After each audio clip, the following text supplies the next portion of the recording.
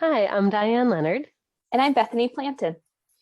and we're with Agile and Nonprofits, and we're talking today about the Scrum Field Book by J.J. Sutherland.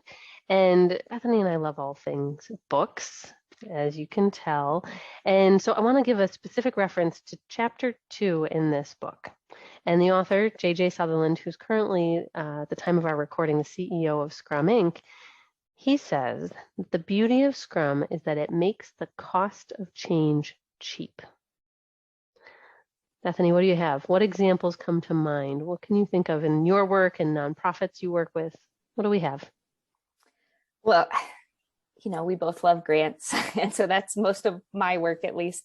And it being able to change quickly what if I thought a grant maybe was going to be written for one thing and the nonprofit thought, oh no, we have this new thing, or a big new need has come up and we are able to change that quickly, that saves us a lot, that saves us a lot of time, that saves us a lot of effort. And that makes it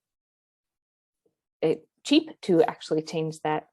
You have another example that's maybe not a grant? I know, right? I'm like, yeah, the cost of like the people, right? That's Mm-hmm. what's the efficiency and Mm-hmm. like the cost there. Um, yeah, I think when we look at how far something is designed, like from a program design perspective or a Mm-hmm. pilot project idea, how far an organization will go in having this amazing idea about what the community needs, their Mm-hmm. target audience needs, and getting it all perfect, and then sharing it and getting some feedback and having to walk some things back and do a lot of rework. That's not cheap, either in Mm-hmm. materials or in people time. So I love your grant example because that goes across so many nonprofits, right? Don't get it Mm-hmm. all the way to the end and then get feedback. Mm-hmm. Get feedback throughout. It makes the cost of change cheaper, in this Mm-hmm. case, labor wise.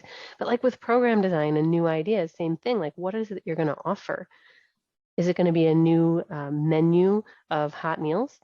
Maybe we should draft it before we start changing which day is like pizza or spaghetti day. Mm-hmm. Get some Mm-hmm. feedback, right?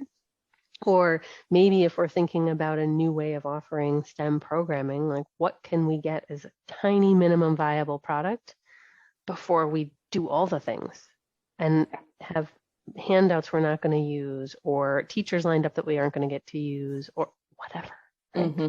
Those are just some of the different examples that come to mind for me. But yeah, I mean, nonprofit resources are tight. Mm-hmm. Always.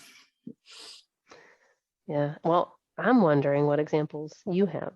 Mm-hmm. That's right, you, the people watching the video. So Yes. after you click like and subscribe, be sure to let us know in the comments what examples come to mind for you about how Scrum can help make the cost of change cheap in your organization. How does it help your bottom line?